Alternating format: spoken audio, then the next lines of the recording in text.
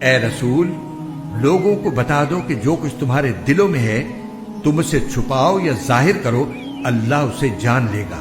اور جو کچھ آسمانوں میں ہے اور جو کچھ زمین میں ہے وہ سب جانتا ہے، اور اللہ ہر چیز پر قادر ہے۔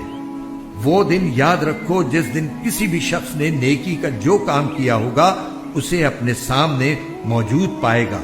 اور برائی کا جو کام کیا ہوگا اس کو بھی اپنے سامنے دیکھ کر یہ تمنا کرے گا کہ کاش اس کے اور اس کی بدی کے درمیان بہت دور کا فاصلہ ہوتا۔ اور اللہ تمہیں اپنے عذاب سے بچاتا ہے، اور اللہ اپنے بندوں پر بہت شفقت رکھتا ہے۔ اے پیغمبر، لوگوں سے کہہ دو کہ اگر تم اللہ سے محبت رکھتے ہو تو میری اتباع کرو، اللہ تم سے محبت کرے گا اور تمہاری خاطر تمہارے گناہ معاف کر دے گا، اور اللہ بہت معاف کرنے والا بڑا مہربان ہے۔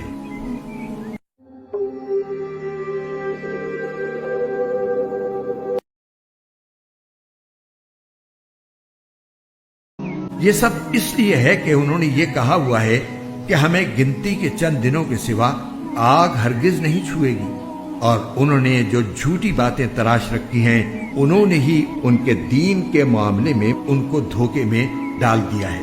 بھلا اس وقت ان کا کیا حال ہوگا جب ہم انہیں ایک ایسے دن کا سامنا کرنے کے لیے جمع کر لائیں گے جس کے آنے میں ذرا بھی شک نہیں ہے، اور ہر شخص نے جو کچھ کمائی کی ہوگی وہ اس کو پوری دے دی جائے گی، اور کسی پر کوئی ظلم نہیں ہوگا۔ کہو کہ اے اللہ، اے اقتدار کے مالک، تو جس کو چاہتا ہے اقتدار بخشتا ہے، اور جس سے چاہتا ہے اقتدار چھین لیتا ہے، اور جس کو چاہتا ہے عزت بخشتا ہے، اور جس کو چاہتا ہے رسوا کر دیتا ہے۔ تمام تر بھلائی تیرے ہی ہاتھ میں ہے، یقیناً تو ہر چیز پر قادر ہے۔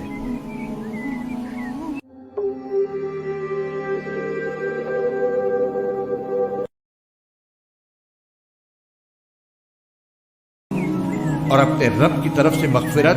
اور وہ جنت حاصل کرنے کے لیے ایک دوسرے سے بڑھ کر تیزی دکھاؤ جس کی چوڑائی اتنی ہے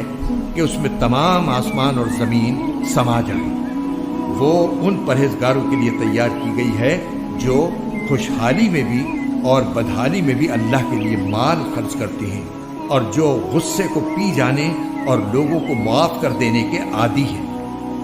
اللہ ایسے نیک لوگوں سے محبت کرتا ہے، اور یہ وہ لوگ ہیں کہ اگر کبھی کوئی بے حیائی کا کام کر بھی بیٹھتے ہیں یا کسی اور طرح اپنی جان پر ظلم کر گزرتے ہیں تو فوراً اللہ کو یاد کرتے ہیں اور اس کے نتیجے میں اپنے گناہوں کی معافی مانگتے ہیں، اور اللہ کے سوا ہے بھی کون جو گناہوں کی معافی دے، اور یہ اپنے کیے پر جانتے بوجھتے اصرار نہیں کرتے۔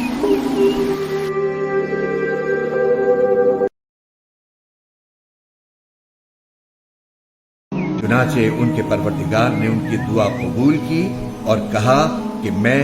تم میں سے کسی کا عمل ضائع نہیں کروں گا، خواہ وہ مرد ہو یا عورت، تم سب آپس میں ایک جیسے ہو۔ لہذا جن لوگوں نے ہجرت کی اور انہیں ان کے گھروں سے نکالا گیا اور میرے راستے میں تکلیفیں دی گئیں، اور جنہوں نے دین کی خاطر لڑائی لڑی اور قتل ہوئے، میں ان سب کی برائیوں کا ضرور کفارہ کر دوں گا، اور انہیں ضرور بالضرور ایسے باغات میں داخل کروں گا جن کے نیچے نہریں بہتی ہوں گی۔ یہ سب کچھ اللہ کی طرف سے انعام ہوگا، اور اللہ ہی ہے جس کے پاس بہترین انعام ہے۔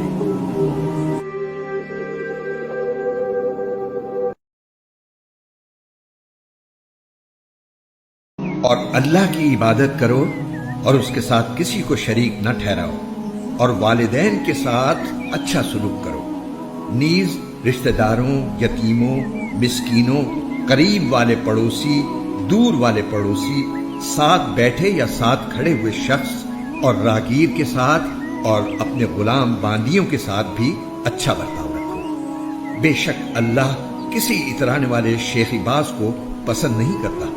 ایسے لوگ جو خود بھی کنجوسی کرتے ہیں اور دوسروں کو بھی کنجوسی کی تلقین کرتے ہیں، اور اللہ نے ان کو اپنے فضل سے جو کچھ دے رکھا ہے اسے چھپاتے ہیں، اور ہم نے ایسے ناشکروں کے لیے ذلیل کر دینے والا عذاب تیار کر رکھا ہے۔